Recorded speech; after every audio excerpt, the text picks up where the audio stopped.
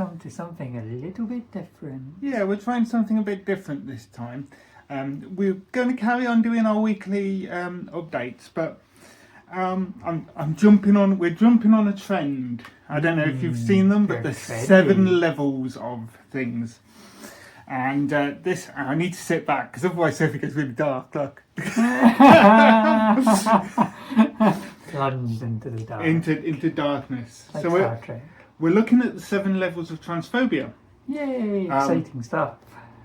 Yeah. So like, there's a guy called Orsop who came up with 7 levels of abuse the groups experience. Smart individual. Yeah, and so he was Jewish, I think, if I remember correctly, and he did his work just after the Second World War. So obviously there's a fresh in the mind. Yeah, exactly. There's a very good reason why he was interested in that topic. But anyway, so like the first level is uninformed or unaware. Individuals at this level aren't intentionally hostile, but they lack the basic knowledge about transgender identities, terminology or issues. They might generally not understand what it means to be trans.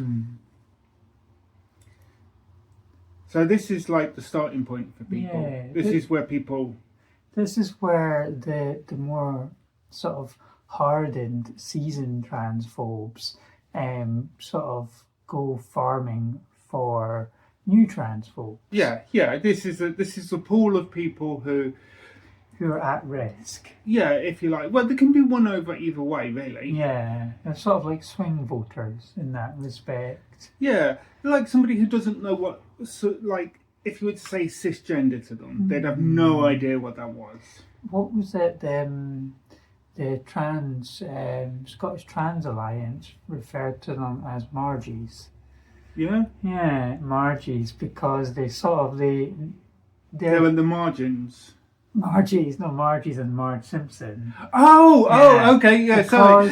Because they're concerned or apprehensive about things, but they lack the knowledge. Yeah. So they can be influenced and molded one way or the other, either to being very pro-trans or very anti-trans. They tend to be very kind of easy to manipulate because they've got some sort of general concerns but lack of understanding over what trans means.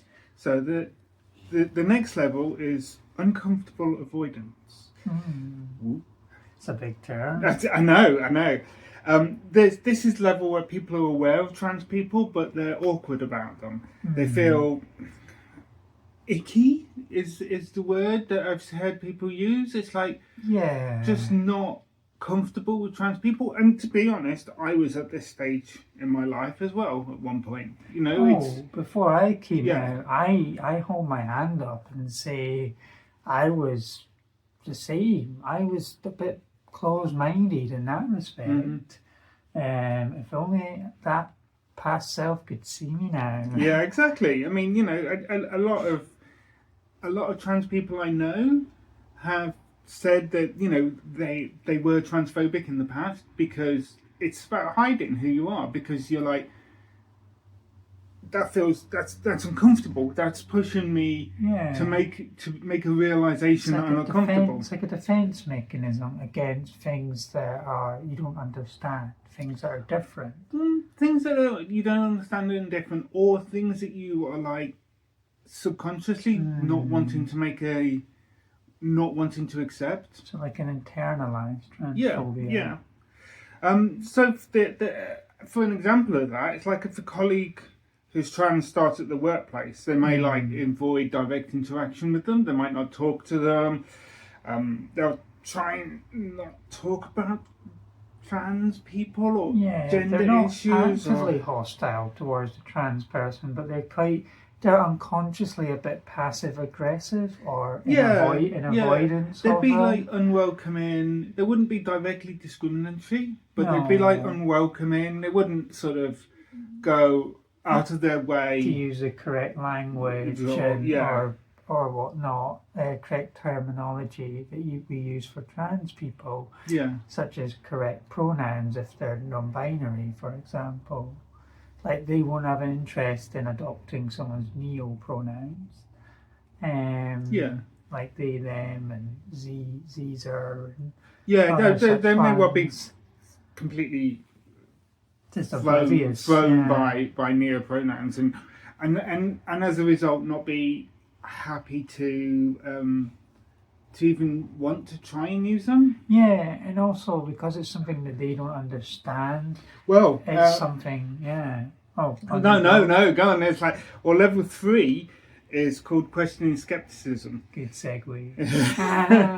Totally planned. Which is where the discomfort in level 2 tends to like a need for answers and proof. Yeah. So Allsop's level system is based on the idea that if you are at a level in this not a hierarchy, but if you're at a level, you need validation for your opinions, and so you seek to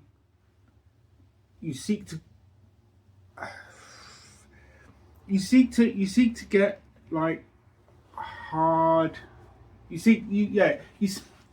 I'll cut this out. But you seek validation for your thoughts. So if you think trans people are a bit icky, for example, you want proof that they are icky, really. Yeah. So levels. It's like you want what do you call it? Not unconscious bias. What's it called? Confirmation bias. Yeah. You want confirmation. Yeah, you look for things that validate your sort of idea of how it should be. Yeah, exactly. Yeah. You've invested all this time and effort in feeling icky. You're not going to. It's difficult to like scrap all that time and effort. I mean, feeling icky is not something that you can. No. It's difficult to get rid of, but as you go further through the levels, it becomes more difficult to do. So an example of that, I guess, would be like someone is like, oh, it's impossible for someone to change sex, so they go looking up things to back that up, and then they find articles by For Women Scotland. Well, they have legitimate concerns. Yeah, and that's how they get sucked in, or they'll go searching for answers on Mumsnet, and then they'll get jumped on by more hardened transphobes, who will validate and confirm their suspicions around the subject of trans people. They'll confirm their negative beliefs that they hold about trans people. Yeah, and that leads you into the next level, which is level 4, which is passive exclusion and gatekeeping. So that's the kind of level where that skepticism in level 3 hardens because you've found evidence of what you believe. And now it's more real in your mind, more tangible. And you start to gatekeep in terms of like the trans person might not really be trans, isn't really trans, they're not trans, they're lying, and so they're doing it for a reason. So they want to get rid of single sex, so you want access to single sex spaces. You must be like a pervert, or you want to compete in sports. Oh, you must be a cheater. Yeah, they start coming up with false allegations about why the person is that way because they don't believe that the person can be trans. So exactly. They seek out other reasons for them doing that, and that leads them into all kinds of just quite hostile, toxic reasoning. Yeah. So this is the sort of level of the people who argue that sex legally should mean sex at birth, and not GRC shouldn't matter, GRC shouldn't count, and so they believe it's about protecting themselves rather than actively hurting trans people. It's a sort of halfway thing of like, these people, trans people, are wrong, are liars. We need to protect ourselves. We need to defend ourselves and not allow men into women's spaces. That kind of argument. Yeah, that's That kind of argument we need to use legitimately anyway. and these sort of transphobes, well, people at this level, yet again can still very easily go deeper down the rabbit hole. They can climb up the levels. Yeah. if So you level will. 5. Level 5 is when is actively opposing trans people or campaigning against us. Yeah, like a lot of supposed women's rights groups. Yeah, so the passive exclusion of level 4 evolves into a mission. It's when it starts to become a mission to them. Yeah. That they feel like a moral imperative to protect our like women. Crusaders. Yeah, exactly. This is like Graham, like Linehan, when he's like, I have this moral duty to protect women and girls from these evil men. Yeah, That's it's like the white knight syndrome. Exactly. Yeah. Exactly. So they often then start to become aligned with anti-trans groups. Like, you know, as for an example in the UK, I think we can all know of examples in the UK of For Women in Scotland, Sex Matters, all of these groups that actively campaign against trans people. Anti-trans pressure groups. Yeah. That are being, that have ties to even more extreme groups. I mean, they would say they're not anti-trans. They would call themselves level 4, like the passive campaigners for sex-based rights type thing. But really, they're level 5 because they're actively campaigning. Like they're like overturning the Supreme Court ruling, or changing it. Changing the ruling, yeah. Although to change the Equality Act. I did hear that maybe it won't be out until next year, until over a year, because they need to do a implement how it affects other legislation. I was reading that. Yeah, I've seen some little bits of noise about it. That could go either way, of course, but I know. yes. It depends who's all running that show. Yeah. Yeah, so then you move to level 6, which is harassment and discrimination, both individually and systematically. It's like verbal abuse and yeah, so it's direct action against trans people. So it's like dehumanizing, the othering, the verbal abuse. Yeah, it's the active hostility. Harassing trans people, like shouting at them in the street, and systematically it's a kind of sort of the insane weights that you have for we have for gender identity clinics, of like, you know, in Glasgow 224 years, it's like, wow, sign your great grandchildren up, sign your great-grandchildren up to get their gender investigated if they need it. And if they're lucky. Yeah, it's grim. It's insanely grim. So yeah, these are people who... Do you think this is people who get violent towards trans people, or more just harassment, like verbal, verbally? Yeah, and systematic oppression. Intimidation, that sort of thing. Like trying to get them fired at their job. Yeah, making up lies about them. Because level 7 is violence and incitement to violence. This is the top dog.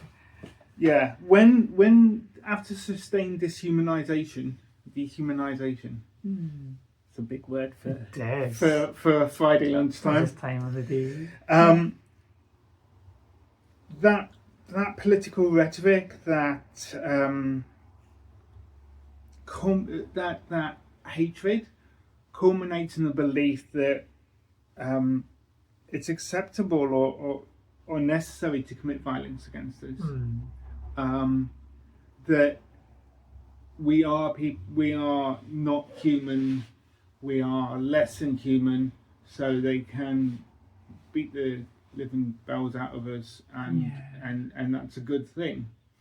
Yeah, they've dehumanized us to the point where they no longer see us as equals. They see us as less than them, like subhuman, second, third, fourth class citizens, that sort of thing. Yeah, and that's like there's 24% of trans adults who've reported physical assaults in public spaces. Wow. Yeah, 24. Sorry. My notes don't make sense to me. I misread my notes. It's 24% of the people who have reported hate crimes. So 24% of the hate crimes have been violent. Is this from YouGov? This is from somewhere. I'm not exactly sure where. But yeah, I can't remember now. there's a similar one on, I think it's YouGov, commissioned. I think it's by Good Law Project. Oh yeah, no, it's not the Good Law Project, but yes, that's definitely fits in here about trans people feeling terrified in the UK. Yeah, they released one that has a whole bunch of really alarming statistics like those ones. And yeah, That the BBC said, "Oh, there's no story here." Oh yeah, jeez. Because the BBC. Because it doesn't fit their narrative. Because the BBC are level 6 or 7. Yeah.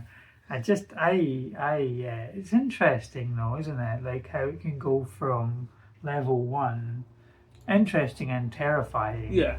And a person might not go all the way from level 1 to 7. Most likely they won't. But many will go from like level 1 to 4 or 1 to 5. But there's actually also discovered how to counter this. So just to give a positive end to this thing. Even if you're at whatever level you're at, if you have positive interactions with a trans person or a positive interaction with the minority in question, then your fear and hatred of them diminishes. So you go back down the scale. So it's not like a one-way trip. No. So it's possible, it's completely possible for, it's, in a way, this is the sort of the journey that a lot of trans people have taken. As I said earlier, we were at the stage of, trans is icky. And then we came to accept ourselves. Well, on the other flip side, there'll be a 7 stages to trans acceptance. Probably, yeah. But today we're focusing on transphobia. Yeah, I'll see if I can find like a similar scale that goes the other way, because that's good. So really just being yourself in public and honest and open about who you are is the best way to counter transphobia. Absolutely. Not hiding, not acting up for them, just being yourself. Yeah, just being yourself. Yeah. And if you experience any hate or whatever, just walk away, because if you counter that, if you fight back, then you're going to compound that sense of they're right in their heads. It just hardens them. Yeah. Not that that's easy to do. No, if practice. Yeah, if anybody is feeling like, oh no, I shouldn't shout it back at them, don't worry. I'm not. No, it's just a hard thing to do, because yeah, it's not nice when you're on the firing line or When being targeted yeah, it's on scary. the receiving end of just such visceral hatred. Mm-hmm. Yeah, and but yeah, we can we can overcome this, and we can swing people back down Yeah. the list, and hopefully all the way to level 0. Yeah. Yeah, Hopefully to being supportive. yeah, going the whole just straight over the Yeah. other side of the spectrum. But yeah, thank you for that. Thank you. That was good. That was very interesting.